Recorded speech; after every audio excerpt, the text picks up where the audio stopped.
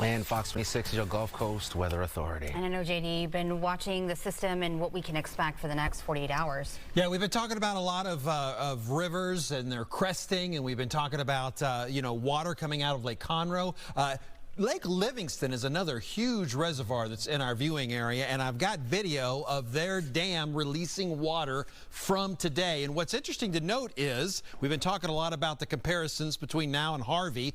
They're releasing more water now than they did during Harvey out of the dam there. As best I can tell, they're still releasing about 124,000 cubic feet per second. In Harvey, they only released about 110,000 feet per second. That was as early as this morning when I was able to get some numbers on what's coming out of the dam there in Livingston. Again, Livingston is part of the Trinity River Authority. So the Trinity River, we haven't talked as much about that, but it is in major flood stage as well. But it's a different acting watershed, and again, it's a lot more water coming out than maybe compared to Lake Conroe. But you can see that, look how long it's expected to stay in this major flood stage. So maybe only rising up about another foot, but it's still going to be there all the way through Wednesday, still at that major flood stage. So our watersheds are acting a little bit different. We're going to talk about those other levels a little bit later on in the newscast, but I want to remind you that the flood watch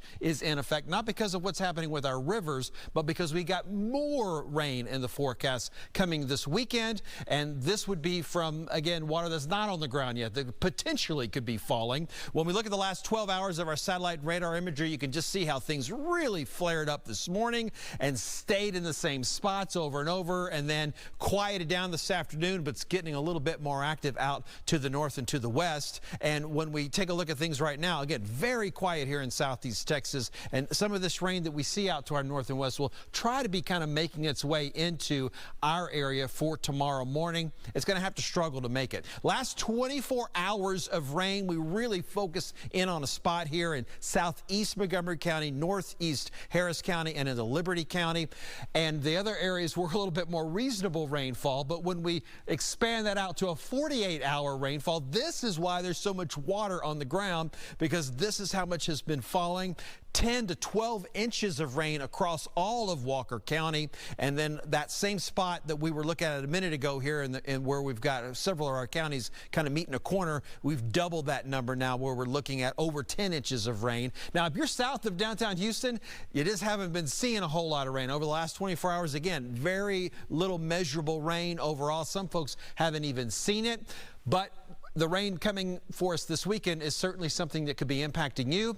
Although I don't expect it to cause any flooding problems because the ground is so much drier, it's not as saturated. So really a quiet afternoon and evening here in the downtown Houston area. Our winds now in the southeast at 8 miles an hour, so it's still fairly muggy out there. Partly cloudy skies, temperatures in the mid-70s. And when we take a look at our futurecast, you're going to see that things are relatively quiet. Here's that rain trying to be carried in from the northwest, so I think it could be a little bit more aggressive than what this particular model is showing. But what's concerning is when we get into Sunday morning, very early. This is about 3 or 4 o'clock in the morning on Sunday. This type of rain, along with another round in the afternoon on Sunday, certainly could drop 1 to 3 inches of rain area wide, and then maybe even some isolated areas higher than that. And our grounds, again, are already saturated, and so it just won't take a whole lot of rain to cause some problems. But I will say, we're still planning when we get out of the weekend to have this pattern change quite a bit. So while we're still looking at a flood watch over the weekend,